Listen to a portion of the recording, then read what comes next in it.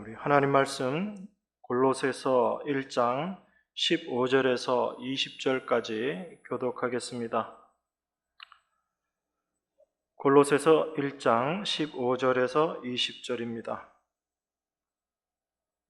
그는 보이지 아니하시는 하나님의 형상이요 모든 창조물보다 먼저 나신 자니 만물이 그에게 창조되되 하늘과 땅에서 보이는 것들과 보이지 않는 것들과 혹은 보좌들이나 주관들이나 정사들이나 권세들이나 만물이 다 그로 말미암고 그를 위하여 창조되었고 또한 그가 만물보다 먼저 계시고 만물이 그 안에 함께 섰느니라. 그는 모임인 교회의 머리라.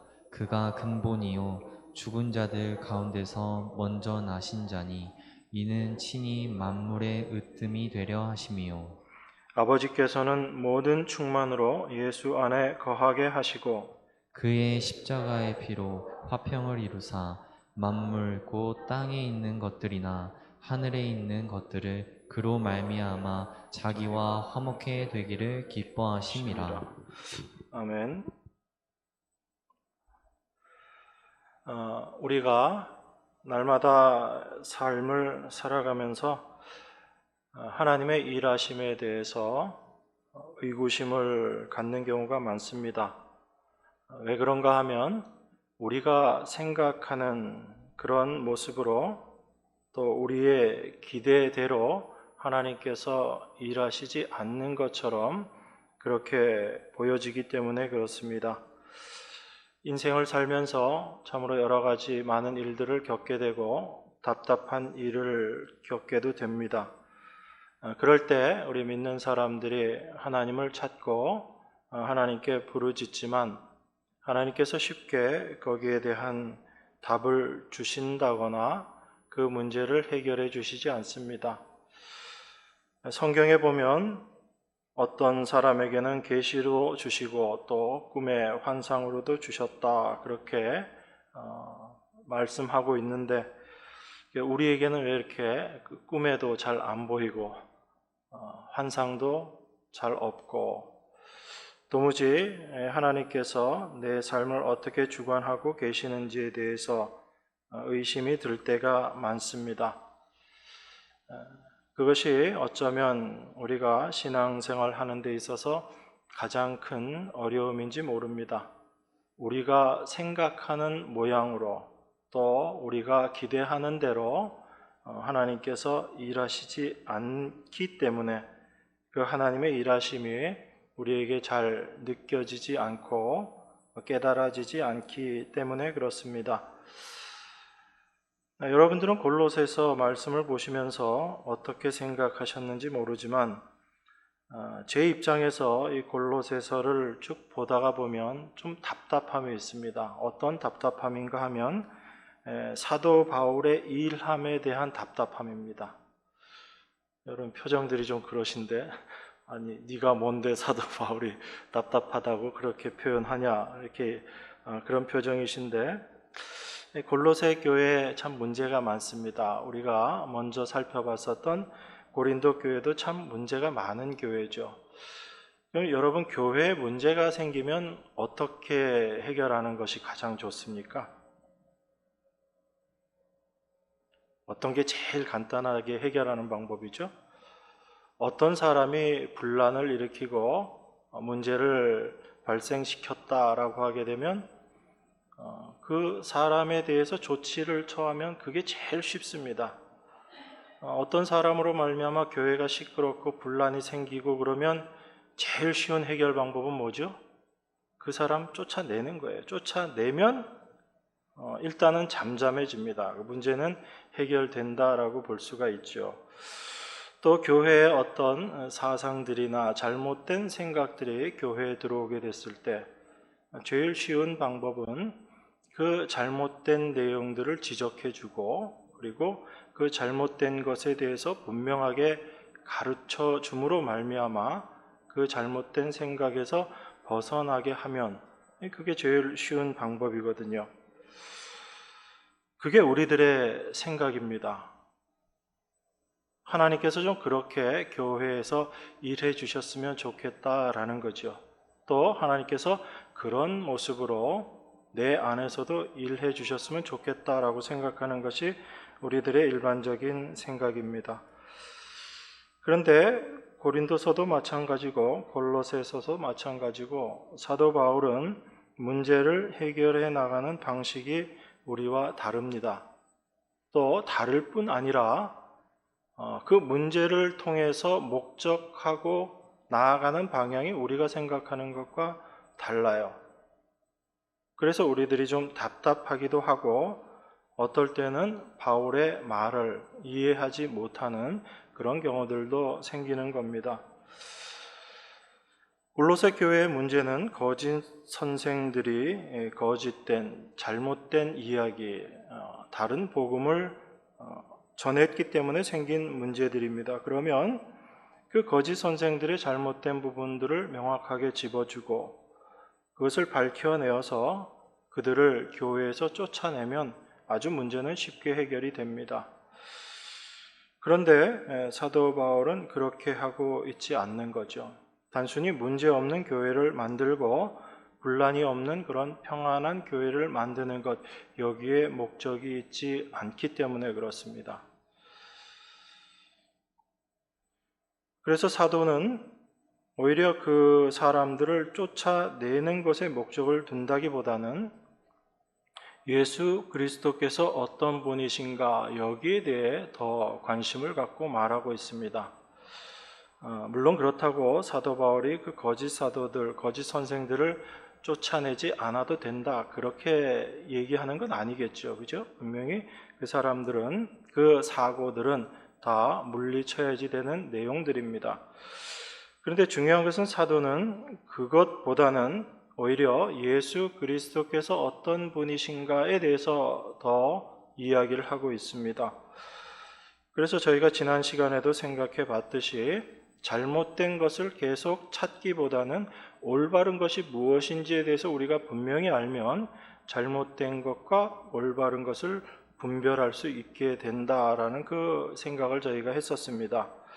그래서 예수님을 올바로 전하고 그 예수님을 올바로 알게 된다면 우리는 분명히 다른 복음을 분별할 수 있게 됩니다.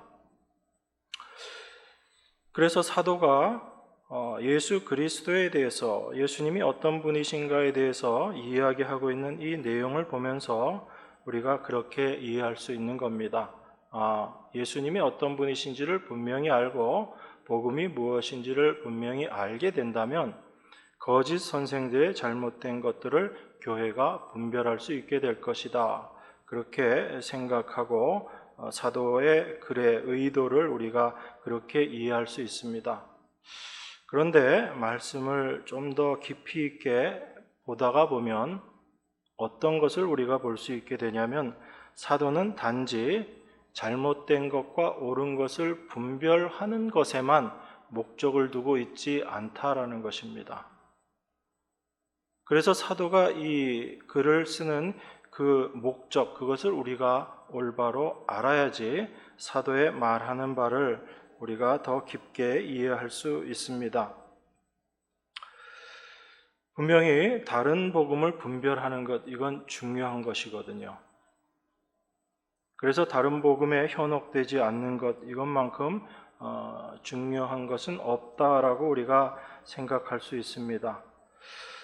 그런데 한 가지 우리가 놓치고 있는 것이 무엇이냐면 우리 자신들이 복음에 대한 지식을 갖게 되고 복음을 알게 됨으로 말미암아 거짓 사도들, 다른 복음을 분별할 수 있게 되었을 때 우리 안에 되어지는 생각입니다. 그게 무엇이냐면 나는 복음을 아는 사람이고 그래서 나는 복음 위에 있는 사람이고 저 사람은 복음을 알지 못하는 사람들이고 그리고 저 사람들은 복음을 모르기 때문에 복음과 상관없는 사람이다. 그렇게 생각하기가 쉽다라는 겁니다. 이 말씀을 여러분들이 잘 이해하셔야지 됩니다. 다시 말씀드리면 내가 가지고 있는 지식을 통해서 나와 남을 잘못된 것을 분별하는 것은 중요합니다. 그런데 그 분별함이 나와 남을 구별하는 수단으로 쓰여진다면 사도의 말을 우리가 잘못 읽고 있는 겁니다. 사도가 말한 바 그 목적을 우리가 놓치게 되는 거죠. 항상 복음을 듣는 사람들이 주의해야지 되는 것이 있습니다. 그것이 무엇이냐면 내가 복음을 알고 그리고 날마다 복음을 듣고 복음을 말한다고 해서 내가 복음의 삶을 살고 있는 것은 아니다라는 것입니다. 우리들이 제일 많이 착각하는 게 그런 겁니다. 늘 복음의 말씀들을 우리가 듣습니다. 그리고 우리 입으로도 늘 복음을 이야기하거든요. 그런데 과연 우리 자신은 그 복음의 삶을 살고 있는가라는 것입니다. 우리가 그것을 생각하지 않고 나는 복음을 듣고 있고 복음을 말하고 있기 때문에 또한 내가 복음을 잘 알고 복음과 복음이 아닌 다른 복음을 내가 분별할 수 있는 사람이기 때문에 나는 복음의 삶을 살고 있는 사람이다 라고 생각한다면 그것이 우리의 큰 착각이다라는 것을 우리가 명심해야지 됩니다.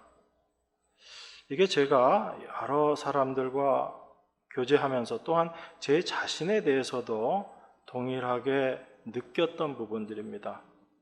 안다는 것이 우리의 삶을 그대로 인정해 주지는 않는다라는 것입니다. 중요한 것은 우리가 아는 그것으로 우리 자신을 되돌아보는 겁니다. 그것이 있지 않으면 복음의 삶과는 상관없이 지식적으로만 복음을 아는 그러한 사람들이 되기가 쉬운 겁니다. 그래서 복음을 이야기하는데 사랑이 없는 거예요. 그 사랑도 여러분들이 생각하는 그런 사랑하고 조금 다르지만요. 어쨌든 복음을 이야기하는데 왠지 불편한 거예요. 복음을 이야기하는데 가까이 가고 싶지가 않은 겁니다. 그것이 우리가 복음을 단지 이론적으로 지식적으로만 알고 있을 때 생겨나는 부분들인 거예요. 결론적으로 먼저 말씀드리면 하나님의 말씀은 우리 자신에게 주어지는 말씀이고 우리 자신을 깨트리는 말씀입니다. 그 말씀 앞에 우리가 먼저 깨어짐이 있어야지 되는 거예요. 그 깨어짐이 없을 때는 그저 나와 남을 구별하는 것밖에 되지 않고 나와 다른 것을 배척하는 모습으로 나갈 수밖에 없게 됩니다. 이것이 또한 우리들의 한계예요. 어떤 사람의 잘못됨을 이야기하는 것이 아니라 우리 모두가 그러한 삶을 살고 있다라는 것입니다. 그래서 우리는 날마다 하나님의 말씀으로 깨어져야지 되는 존재인 거예요. 그렇게 되어질 때 하나님의 말씀이 우리 안에서 살아 역사하는 것을 경험하게 됩니다.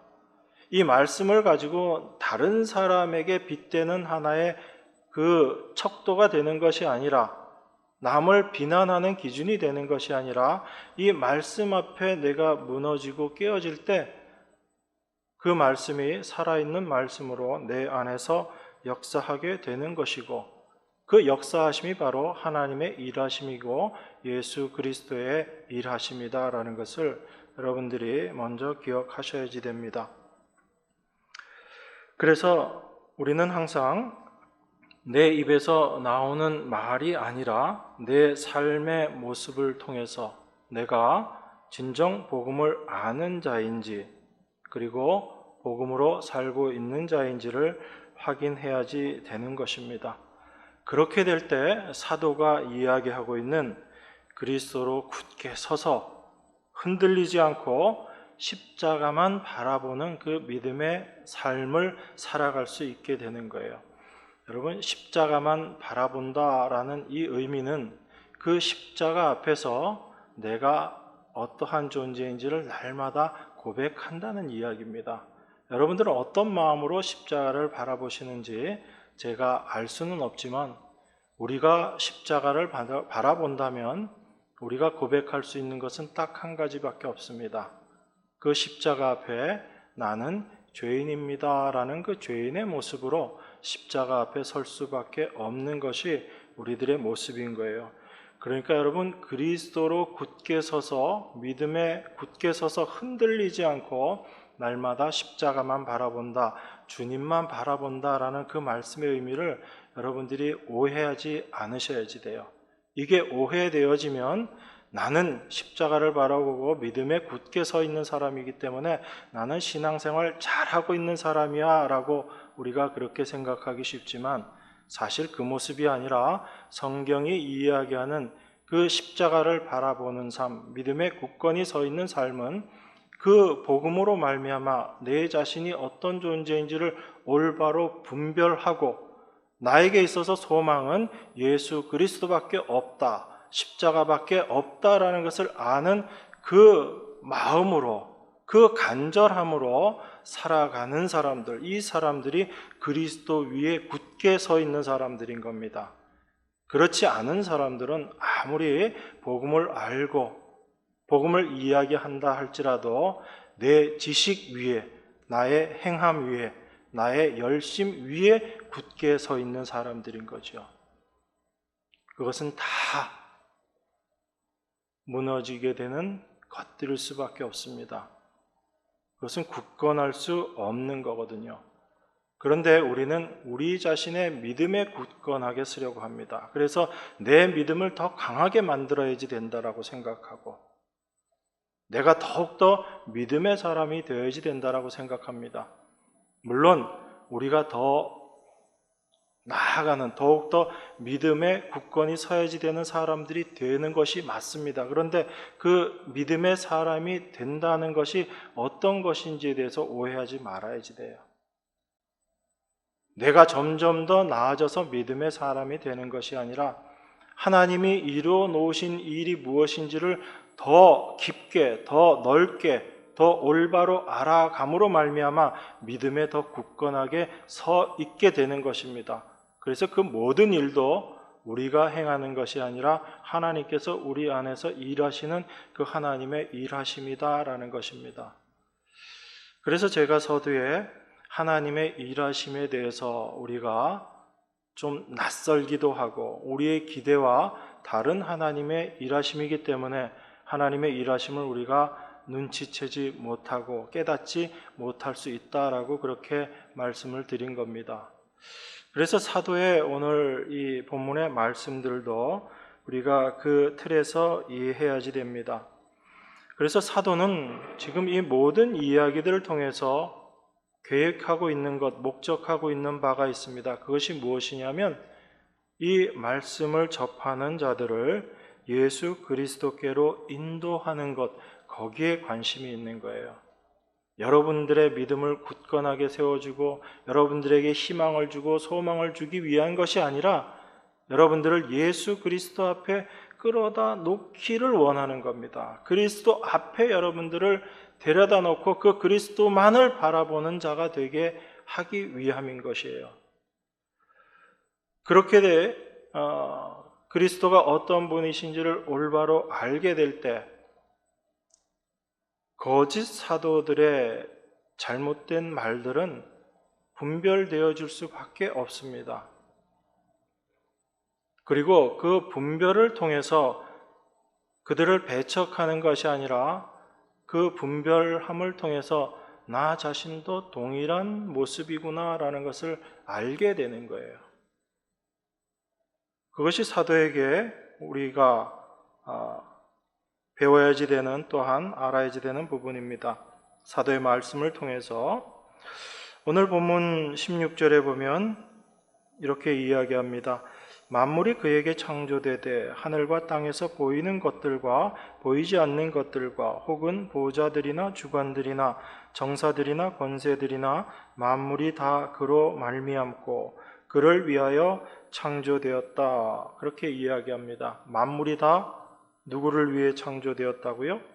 예수님을 위해서 창조되었다라고 그렇게 이야기하죠. 또 18절에 보면 그는 몸인 교회의 머리다. 그가 근본이요 죽은 자들 가운데서 먼저 나신 자니 이는 친히 만물의 으뜸이 되려 하심이요. 이렇게 이야기합니다. 교회의 머리가 누구시라고요? 예수님이시라고요. 여러분 이 내용 모르시는 분 혹시 계시나요? 나는 교회 오래 다녔지만 이 내용 난 몰라, 처음 들어, 그러시는 분 없으시잖아요. 예수님이 교회의 머리라는 것 우리 다 알고 있습니다. 혹시 모르셨으면 오늘 아시면 돼요. 그리고 모든 만물이 우리 주님을 위해서 창조되었습니다. 다 알고 계시죠?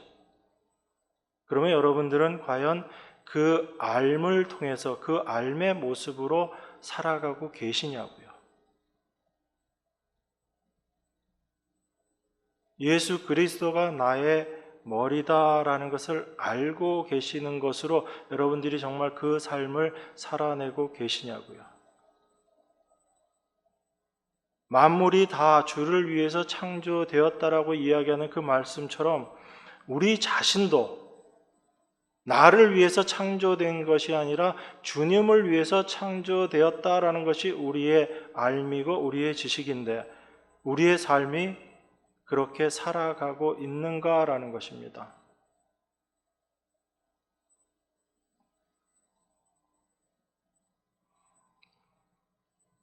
이 말씀을 우리가 올바로 알게 될 때 예수님이 어떤 분이신가가 굉장히 분명해집니다. 예수님은요, 나를 위해 존재하시는 분이 아닙니다. 오히려 우리가 예수님을 위해 존재하는 자들인 거예요. 그런데 이게 다 뒤집어져 있죠. 우리가 신앙생활 하면서. 그 예수님은 나를 위해 일하셔야지 되는 거예요. 그 하나님은 나를 위해 일하셔야지 되는 하나님인 겁니다. 그 하나님으로 하나님을 바라보기 때문에 하나님의 일하심이 보일까요? 안 보일까요? 안 보입니다. 하나님은 일하시지 않는 것 같아요. 그런데 하나님은 지금도 잠시도 쉬지 않으시고 심지어 주무시지도 않으시고 일하시는 분이 하나님이세요. 하나님의 말씀을 이루시기 위해서 지금도 일하시는 분이 하나님이십니다. 그래서 다른 복음이라는 것은 그 예수님이 나를 위해 존재하는 예수님으로 생각하는 것, 이게 다른 복음인 거예요. 내가 예수님을 위해 존재하는 것이 아니라 나를 위해 존재해야 하는 예수님이라는 관점에서 우리 주님을 바라본다면 그게 다른 복음이다라는 것입니다. 그게 16절에서 18절까지의 내용의 핵심인 거예요. 단지 예수님이 모든 것들을 다 창조하시고 그리고 예수님이 교회의 머리다. 이거 모르는 사람이 누가 있어요? 다 알잖아요. 그런데 그렇게 알고 있는 우리의 알미, 우리의 삶 속에서는 어떤 모습으로 나타나고 있는가를 우리가 보아야지 되는 겁니다. 아주 직접적으로 말씀드리면 우리는 다 예수님을 위해서 살고 있지 않고 그저 우리 자신을 위해서 살고 있는 자들이에요.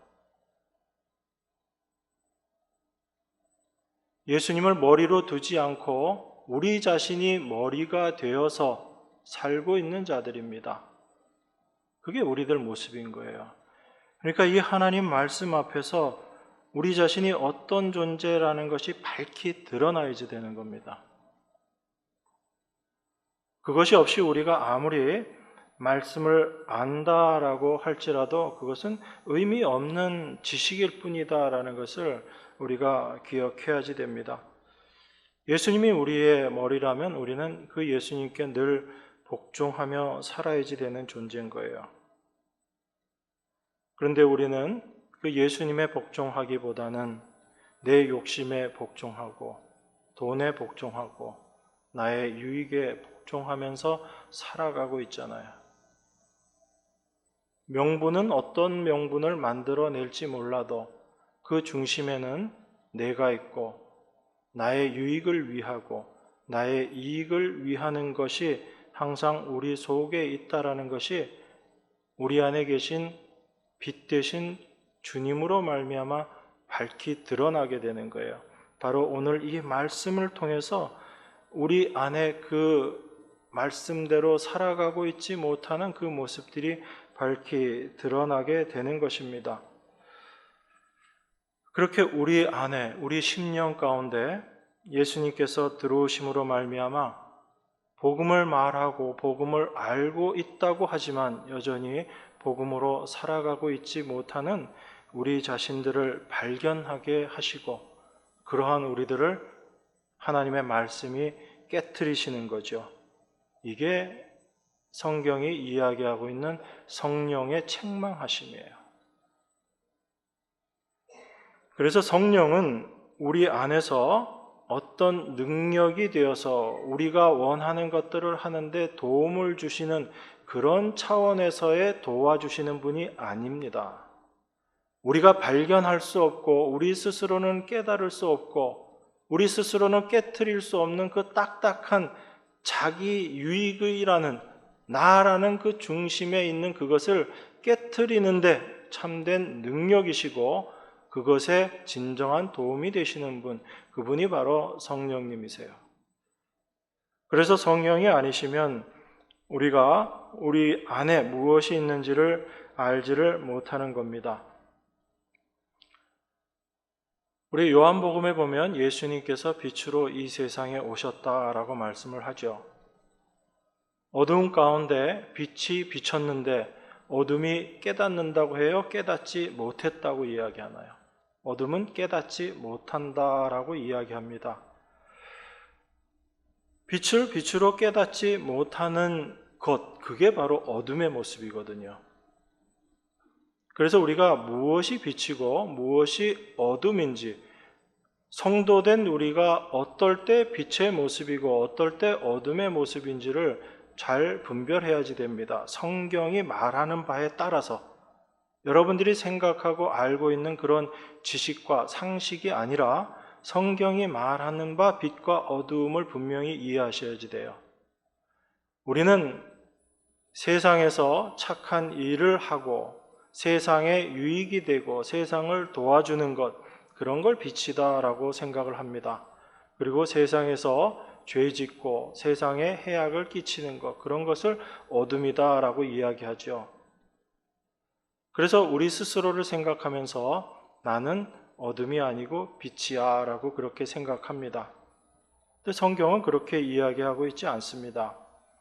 우리는 다 어둠이라는 거예요. 그런데 그 어두움에 빛이 비쳤는데 그 빛을 깨닫지 못하는 것이 어두움의 본래 모습이다라고 이야기합니다. 그런데 어떤 어두움에게는 그 빛이 임했을 때 자기 자신이 어두움이라는 걸 깨닫는 어두움이 있다라는 거예요. 잘 구별하셔야지 됩니다. 다 똑같은 어두움이란 얘기예요. 그런데 빛이 임했을 때 어두움은, 빛을 알지 못하는 어두움은 자신이 어두움이라는 걸 알지 못하는 자들인 것이고, 빛이 임했을 때 내가 어둠 맞구나라고 인정하게 되는 자들, 그들이 성경에서 이야기하는 빛이다라는 이야기예요. 그게 빛의 자녀의 모습인 것입니다. 그래서 예수님 앞으로 인도되어 나아갔을 때 그 예수님 앞에서 내 자신이 어두움 맞습니다라는 이 고백을 하는 자들이 빛을 아는 자들이고 성경은 그들을 빛이다라고 이야기를 하는 거예요. 그러면 우리가 세상에서 빛으로서의 역할을 한다라는 게 어떤 것인지가 구별이 되시는 거죠. 그렇다고 해서 윤리 도덕적인 선한 일 하지 말라는 이야기가 아니라 열심을 내서 하세요. 그리고 나서 여러분들은 이렇게 고백하셔야지 되는 겁니다. 나는 도무지 그 일을 할 수 없는 자였는데 하나님께서 내 안에서 그 일을 이루어 내셨습니다. 하나님 감사합니다. 이 모습으로 나아가야지 되는 것이고, 그리고 더 한편 우리 예수님께서 말씀하신 너희는 빛이니 빛으로서의 삶을 살아라는 그 빛은 이 세상이 어둠이라는 것을 선포하는 그 빛으로 살아야지 되는 거예요. 그래서 예수님께서 가신 그 길이 고난의 길이고 십자가의 길일 수밖에 없습니다. 예수님께서는 먼저 그 고난을 받으시고 우리에게도 그 동일한 고난이 있을 거다라고 이야기하셨어요.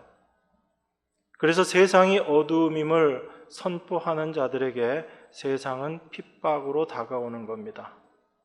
그게 이 땅의 성도로서 살아가야지 되는 고난의 모습인 거예요. 여러분, 이 세상이 생각하고 있는 그 그러한 빛의 모습으로 우리가 산다면 우리는 세상에서 고난을 받지 않아요. 물론 우리가 그 빛의 삶을 사는 어려움, 힘든 모습은 있지만 세상은 그러한 우리를 박해하지 않습니다. 핍박하지 않아요. 오히려 칭송하고 칭찬하지요. 그래서 많은 교회들이 그러한 칭찬에 교회의 목적을 두고 살아갑니다. 세상에서 인정받는 교회, 칭찬받는 교회, 건전한 교회가 되어야지 된다라고 그렇게 이야기합니다. 그런데 그 세상은 빛이 무엇인지를 모르는 자들인 거예요. 교회가 무엇인지도 모르고 예수님이 어떤 분이신지도 모르는 자들에게 저 교회는 참된 교회야라는 그 칭찬을 받는 게 과연 올바른 모습인가라는 겁니다. 그걸 먼저 우리가 생각해야 되죠. 물론 교회가 세상의 지탄을 받고 손가락질을 받고 욕을 먹으면 안 됩니다. 근데 교회는 세상이 생각하는 그런 윤리 도덕적인 모습으로도 살아가지 못하고 욕먹는 그 모습으로 살아가고 있기 때문에 그것이 문제인 것처럼 그렇게 느껴지지만 실제 교회가 교회로서의 가장 큰 문제는 참된 빛으로서의 역할을 교회가 감당하고 있지 못하다라는 것입니다. 뿐만 아니라 우리 자신도 그 빛 앞에 나서기를 원하지 않는다라는 거예요. 우리가 입으로는 늘 죄인이다, 죄인이다라고 이야기하지만 정말 여러분 자신이 죄인의 모습으로 드러나면 기분이 좋아요, 싫어요, 나빠요? 이렇게 얘기하니까 잘 이해가 안 되시죠? 누가 주변에서 여러분들에게 여러분들의 잘못된 모습, 죄된 모습을 지적하면 기분이 좋은가요, 나쁜가요? 안 좋죠. 그래서 우리는 입으로는 죄인이다라고 이야기하면서도 우리 자신이 죄인으로 밝히 드러나는 것에 대해서는 별로 탐탁지 않게 생각하는 거예요. 드러나는 것도 그저 주님 앞에서 은밀한 가운데 주님 앞에서만 드러나기를 원하지 내 잘못된 것이 만천하에 드러나는 것 이거 원하지 않습니다. 그게 우리의 이기적인 모습인 거예요. 내가 죄인입니다. 우리 주님이 아니면 나는 살 수 없는 존재입니다. 라고 그렇게 말하면서도 여전히 우리는 내가 죄인으로 인정받기 싫은 거예요. 사람들의 평판이 싫은 것이고 내가 그런 대접받는 사람이 되기 싫은 거죠. 그러니까 우리 안에 있는 그 죄의 본성이 어떤 것인지를 우리가 더 깊이 알아야지 돼요. 나는 죄인입니다. 그러고 동네방네 소문내면서 다니란 얘기가 아니라 그 삶의 모습을 보면서 우리 자신들을 다시금 보라는 말씀이에요. 우리의 말과 우리의 삶이 얼마나 다른지를 우리가 내 안에서 확인해야지 되는 것입니다. 그래서 하나님의 말씀은 우리 안에서 그렇게 우리를 책망하고 우리를 무너뜨리는 그 모습으로 일하시는 거예요. 그게 성령이 우리 안에서 죄에 대해서, 의에 대해서, 심판에 대해서 세상을 책망하실 것이다 라고 말씀하시는 그 말씀의 의미인 거죠. 우리 안에 있는 그 죄된 본성들이 하나님 말씀 앞에 여지없이 깨어지는 것을 경험하게 됩니다. 이게 바로 우리 안에서 일하시는 하나님의 일하심으로 말미암은 거예요. 그래서 여러분 삶 가운데 그러한 부딪힘이 있다면 하나님이 내 안에서 일하고 계신다라는 것을 여러분들이 확인하시게 되는 그 시간인 겁니다. 그래서 사도 바울이 자기 자신의 삶을 고백하면서 내가 날마다 죽는다라고 그렇게 고백한 거예요. 그러면 그렇게 사도 바울을 날마다 죽이시는 하나님의 일하심을 우리가 확인하게 되는 거죠. 여전히 그 하나님은 우리 안에서 우리를 죽이시는 그 일하심으로 우리와 함께 하시는 거예요. 그래서 예수님을 따라오려는 자들은, 참 하나님의 백성들은 자기를 부인하고 자기 십자가를 지고 나를 따르게 될 것이다 라고 이야기합니다. 그게 하나님의 우리 안에서 일하심이라는 거예요. 그렇게 자기 부인의 자리, 날마다 죽음의 자리로 우리를 인도하시는 그 하나님의 일하심을 우리가 감사할 수 있어야지 됩니다. 또한 그 감사의 자리로 저희가 나아가게 될 줄 확신합니다. 왜냐하면 그것만이 우리의 살 길이기 때문에 그래요. 우리에게 참된 생명과 참된 소망은 예수 그리스도 한 분밖에 없다라는 것, 이걸 우리가 날마다 확인을 하며 살아가야지 되는 것입니다. 그래서 사도 바울이 지금 예수 그리스도를 이야기하고 있는 그 목적 한 가지가 바로 우리가 다른 복음으로 살고 있다라는 것을, 예수 그리스도가 어떤 분이신지를 우리에게 말씀함으로 말미암아 우리로 하여금 깨닫게 하는 것이고, 그러한 말씀으로 말미암아 우리 자신들이 어떠한 존재임을 분명하게 확인하게 되는 것입니다. 그렇게 될 때 거짓 사도들의 잘못된 것이 무엇인지를 우리가 알게 되고 확인하게 되는 거죠. 그것이 한 가지 목적이었고, 또한 그 동일한 목적 안에서 예수 그리스도로 말미암은 삶, 참된 복음의 삶이 어떤 것인지를 사도가 19절을 통해서 이야기하고 있습니다. 자, 19절, 20절 함께 봉독하겠습니다. 아버지께서는 모든 충만으로 예수 안에 거하게 하시고 그의 십자가의 피로 화평을 이루사 만물 곧 땅에 있는 것들이나 하늘에 있는 것들을 그로 말미암아 자기와 화목해 되기를 기뻐하심이라, 이렇게 이야기합니다. 19절을 다시 한번 보면요, 아버지께서는 모든 충만으로 예수 안에 거하게 하셨다라고 그렇게 이야기합니다. 그러면 우리가 예수 안에 있는 자들입니다. 그죠? 여러분들 예수 밖에 계신 분 아니죠? 예수 안에 계신 분들입니다. 우리는 다 예수 안에 있는 자들이에요. 그러면 그 예수 안에 있는 자들에게 부족함이 있습니까? 없습니까? 이게 말은 쉬운데 심정적으로 잘 안 되죠. 부족함이 없습니다라고 대답하는데 왠지 마음속에 뭔가 좀 찜찜하죠. 이것도 부족한 것 같고 저것도 부족한 것 같고.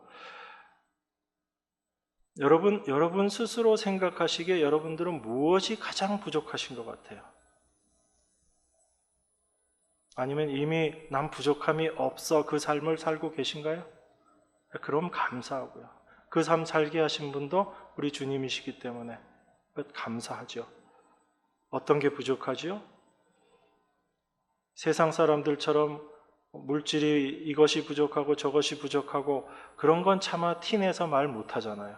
그건 속으로 우리가 갖고 있는 생각이고, 우리가 늘 생각하는 게 믿음이 부족하다라고 생각하죠. 그래서 지금보다 더 나은 믿음을 가져야지 되겠다 그렇게 생각하시잖아요. 물론 지금보다 더 믿음의 사람들이 되어야지 됩니다. 지금보다 더 굳건한 믿음의 모습으로 나아가야지 됩니다. 그런데 그 이야기와 우리에게 믿음이 부족하다라는 것은 다른 이야기예요. 이게 좀 여러분들에게 이해되어지시기를 원합니다. 충만의 세계라는 것은요, 부족함이 없는 세계입니다. 왜냐하면 예수님께서 충만 자체이시기 때문에 그래요. 오늘 19절 말씀 여러분 다시 한번 읽어보세요. 아버지께서는 모든 충만으로 예수 안에 거하게 하시고, 예수 그리스도가 어떤 분이란 얘기예요? 충만 자체라는 이야기입니다. 예수 그리스도 안에 부족함이 있어요, 없어요? 부족함이 없어요. 그러면 그 예수님이 부족함이 없으신 분이고 예수 그리스도 자체가 충만이시라면 그 예수님이 우리들 안에서 충만으로 계신 거예요. 그 주님이 우리 안에 계시다면, 우리가 그 주님 안에 있다면 하나님의 백성인 우리들은 어떤 모습으로 존재하는 거예요? 이미 충만으로 존재하는 겁니다. 그러니까 충만의 세계가 어떤 세계인지를 여러분들이 분명히 아셔야지 됩니다. 이 충만의 세계는요, 우리가 어떠한 것을 행하고 행하지 않고 그것으로 말미암아 달라지는 것이 아닌 세계, 그게 충만의 세계예요. 여기 컵이 있는데 이게 지금 충만한가요? 충만하지 않은가요? 여러분들 안 보이죠? 제가 보니까 아직 요만큼 비어 있어요. 충만하지 않습니다. 근데 어떤 걸 충만이라고 이야기하죠? 가득 차서 넘치게 되면 그걸 충만이다라고 이야기해요. 그럼 그 충만의 상태에 우리가 더할 게 있을까요? 없을까요? 없습니다. 우리 안에 예수 그리스도가 충만으로 거한다면 우리의 믿음이 더 충만해져야지 돼요. 이미 충만한 상태인 거예요. 충만인 거예요. 근데 여전히 우리는 어떻게 생각하냐면 나는 아직도 믿음이 부족하고 그래서 나는 믿음이 더 충만해야지 되고 이 말 자체가 논리적으로 안 맞는다는 걸 생각을 안 하는 거예요.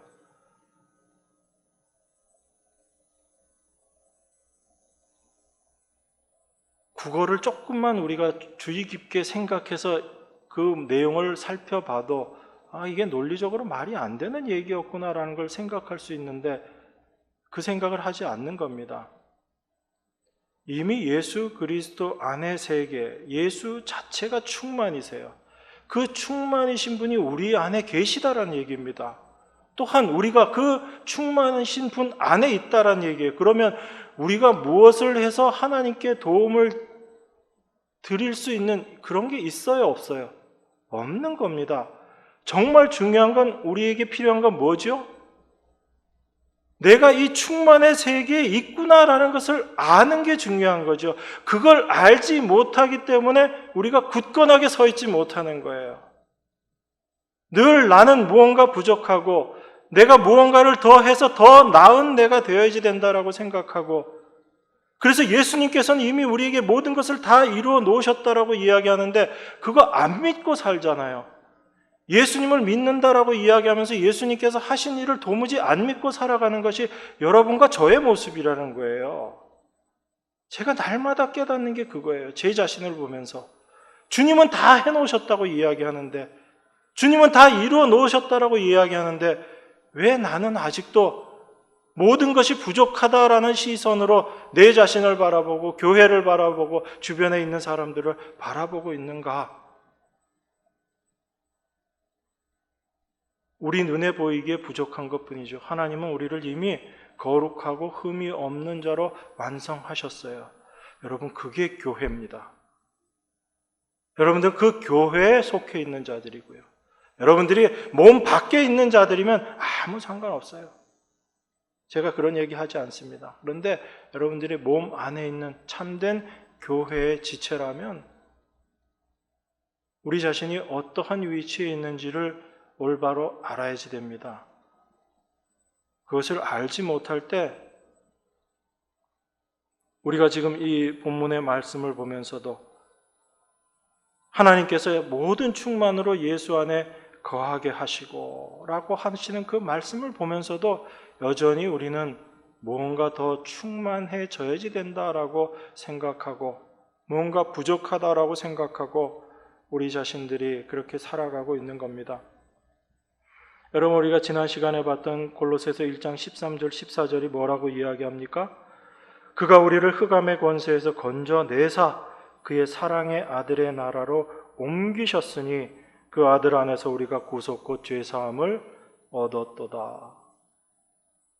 우리를 이미 어디로 옮겼다고요? 아들의 나라로 옮겼대요.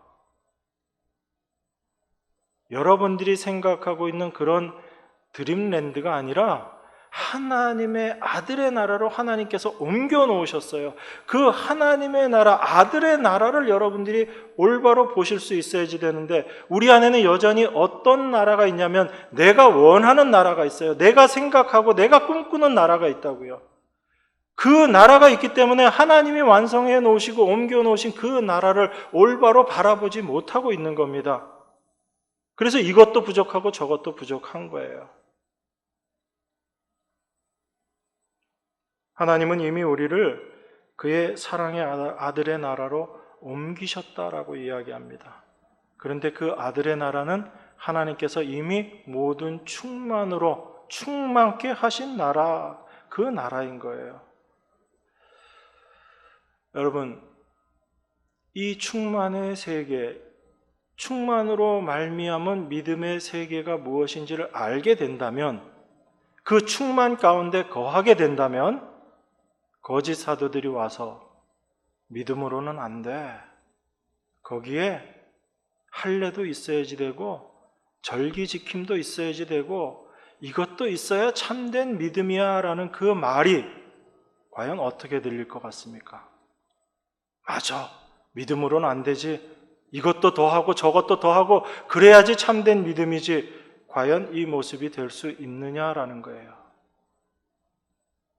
그러니까 사도가 말하는 그 의도를 우리가 분명히 알 수 있어야지 됩니다.